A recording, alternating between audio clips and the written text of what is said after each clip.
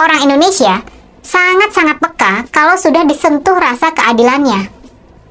Makanya kalau baliho-baliho kecil pasangan Ganjar Mahfud dicopoti para petugas, sementara baliho-baliho raksasa PSI dan Mas Kaisang, juga baliho-baliho raksasa Eyang Prabowo dan Mas Gibran dibiarkan bebas, ini benar-benar mengusik rasa keadilan dari masyarakat. Ini benar-benar membuat masyarakat prihatin. Mungkin mereka tidak akan marah, mereka tidak akan ngamuk, mereka tidak akan melakukan perlawanan. Tapi, ingat, dalam diam, diselimuti perasaan adanya keadilan yang tercabik-cabik, mereka melakukan perlawanan. Mereka tidak menyukai PSI dan Mas Kaisang. Mereka juga jadi tidak menyukai Eyang Prabowo dan Mas Gibran. Makanya berhati-hatilah dengan politik baliho. Oke, baik teman-teman, kembali lagi di channel Gama 2045. Salam NKRI harga mati. Nah, di video kali ini kita akan bahas sedikit mengenai politik baliho yang dimana akhir-akhir ini diserang oleh media sosial. Koalisi masyarakat sipil duga pemasangan baliho Prabowo dan Gibran oleh polisi atas perintah atasan. Koalisi masyarakat sipil untuk pemilu demokratis menduga pemasangan baliho pasangan Prabowo dan Gibran Rakabuming Raka dilakukan anggota polisi karena ada perintah dari atasan. Kami menilai bahwa dalam negara demokrasi dan negara hukum, tugas dan fungsi utama polisi adalah menjalankan penegakan hukum dan menjaga keamanan, ketertiban masyarakat, bukan mengikuti campur politik yang ada pemilu ini. Ketua Umum Badan Pengurus Nasional Berhimpun Bantu Hukum dan Hak Asasi Manusia Indonesia, Julius Ibrani, dalam keterangan tertulis pada 12 November 2023. Keamanan dan ketertiban masyarakat diatur dalam Undang-Undang 1945, dalam Undang-Undang Polri Nomor 2 Tahun 2002. Polisi tidak boleh terlibat politik praktis dengan mendukung salah satu kandidat presiden melalui pemasangan baliho. Pemasangan baliho oleh polisi itu jelas mencederai sikap netral polisi dan merupakan bentuk kecurangan pemilu, ujar dia. Tentu harusnya polisi netral, bukan mengikuti campur dalam politik yang akan terjadi. Menurut koalisi ini, pemasangan baliho oleh polisi semakin menunjukkan bahwa kekuasaan Presiden Joko Widodo atau Jokowi terus menggunakan semua kekuatannya untuk memenangkan anaknya Gibran dalam pemilu di tahun 2024 yang akan mendatang. Nah, sebelumnya baliho dari lawan politik Prabowo dan Gibran justru diturunkan aparat keamanan di beberapa tempat seperti di Bali dan lainnya. Lebih parah lagi, menurut koalisi, intervensi kekuasaan terjadi dalam ruang hukum melalui drama di Mahkamah Konstitusi terkait dugaan intervensi pada putusan MK nomor 90 tentang batas usia Capres dan Cawapres. Koalisi ini mendesak Bawaslu, Komnas HAM menyelidiki dugaan kuat pemasangan baliho Gibran oleh polisi di Jawa Timur, karena hal itu melanggar undang-undang dan tidak bisa dibenarkan dengan dalih apapun. Kepada masyarakat sipil, mari merapat barisan melawan segala bentuk kecurangan dalam pemilu dan terus menjaga serta merawat demokrasi yang semakin hari semakin mengalami kemunduran. Tentunya kita sebagai rakyat Indonesia, kita bisa lihat bahwa kita harus menjaga demokrasi di Indonesia ini. Nah, putusan MK soal syarat capres ataupun cawapres dinilai tidak adil dan diskriminatif. Menyatakan putusan MK terkait perubahan syarat batas usia capres ataupun cawapres tidak adil, diskriminatif dan memberikan istimewa kepada pihak tertentu. Putusan MK nomor 90/PUU 2023 yang mengabulkan sebagai permohonan dengan dasar norma pasal 169 huruf Q Undang-Undang 7/2017 juga dianggap menimbulkan ketidakadilan yang tidak dapat ditoleransikan.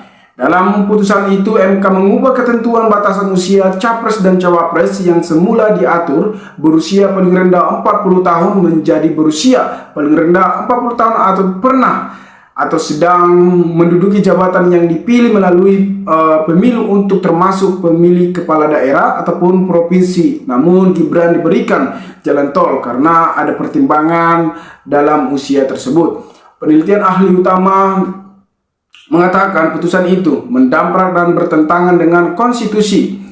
Pasalnya itu berbunyi segala warga negara bersama kedudukannya di dalam hukum dan pemerintah dan wajib menjunjung hukum dan pemerintahan. Itu dengan tidak ada kecualinya. Namun Siti menambahkan atas keputusan MK itu juga tidak sejalan dengan ketentuan pasal 28D ayat 3 Undang-Undang 1945 yang berbunyi, namun setiap warga negara berhak memperoleh kesempatan yang sama dalam pemerintahan. Kita tidak membatasi dalam apapun yang anak muda yang ingin ikut kompetensi. Namun sehingga putusan tersebut bersifat tidak adil dan diskriminatif bagi semua warga negara, kata saudara kita Siti. Namun Siti juga mengatakan dari hasil analisis BRI, bila putus MK bertujuan memberikan kesempatan bagi generasi muda untuk mencalonkan diri menjadi cawapres atau cawapres, semestinya mereka tidak membatasi hanya bagi mereka yang sedang atau pernah menjabat sebagai politis atau melalui pemilu atau pilkada. Pembatasan ini justru memberikan privilege bagi figur tertentu yang memenuhi kriteria pernah atau sedang menjabat politis melalui pemilu atau pilkada. Itu yang disampaikan oleh saudara Siti. Namun Siti juga mengatakan aturan batasan usia tersebut capres atau cawapres sesungguhnya merupakan kebijakan hukum terbuka, open, legal, publik, sama halnya dengan sistem pemilu yang sudah diputuskan oleh MK dalam putusan terdahulu. Akan tetapi Siti juga menyampaikan hal tersebut yang menjadi persoalan dalam MK ataupun keputusan MK yang bersyarat usia capres dan cawapres bukan merupakan open, legal, publik, sehingga mereka bisa merasakan berhak memeriksa dalam memutuskan perkara tersebut. Namun ini yang kita tunggu, bahwa mereka harus diperiksa dengan seadil-adilnya sebagaimana ketentuannya yang bersifat open, legal, publish, kata yang disampaikan oleh Siti. Namun semestinya aturan batas usia capres dan cawapres dibuat oleh pembuatan undang-undang DPR bersama dengan Presiden. Itu yang sudah ditetapkan oleh Presiden, namun bisa diacak-acak Gibran sehingga Mahkamah Konstitusi sedang diserang oleh kuasa hukum. Siti mengatakan proses pengubahan undang-undang juga harus mengikuti kaidah pembukaan legislatif yang berlaku secara seksama, penuh dengan pertimbangan dari segala aspek, terbuka, transparan, akuntabel, inklusif, dan melibatkan partisipasi masyarakat secara bermakna. Namun saudara kita juga mengatakan hal tersebut secara obstasi penambahan pras ataupun pernah atau sedang menduduki jabatan yang dipilih melalui pemilu umum termasuk pemilihan kepala daerah dapat memberikan kesempatan pada kelompok muda untuk maju sebagai capres ataupun cawapres dalam Pilpres di tahun 2024 yang akan mendatang. Akan tetapi, penambahan frasa itu menjadi problematik karena permohonan ini diajukan pada masa jelang injury time menjelang pencalonan capres dan cawapres pemilu 2023. Namun kita di sini melihat elektabilitas Prabowo Gibran tergerus jadi bukti rakyat kecewa. Hasil survei terbaru menyatakan pencalonan Gibran Rakabumi Raka malah membebani elektabilitas capres Prabowo Subianto yang sudah dideklarasikan dan segala cara sehingga bisa menjadi calon dari Prabowo Subianto. Hal itu dinilai wajar oleh pengamatan politik Universitas Airlangga Ertato Surabaya pribadi. Erlangga mengatakan penurunan elektabilitas Prabowo dan Gibran merupakan konsekuensi dari semakin tingginya kesadaran publik bahwa telah terjadi intervensi kekuasaan dalam meloloskan nama Gibran seusai putusan MK dalam Mahkamah Konstitusi tersebut yang dipimpin oleh Anwar Usman atau adik ipar Pak Joko Widodo ataupun paman Gibran tersebut. Apalagi di media sosial sekarang juga marak sebutan Mahkamah Konstitusi dan disebut sebagai Mahkamah Keluarga. Sebagai sindiran atau putusan kontroversial, MK seharusnya mengubah undang-undang untuk meloloskan Gibran Rakabumi. Survei yang dilakukan oleh saudara kita yang memiliki Politika memperlihatkan tampilan Gibran mendampingi Prabowo justru membebani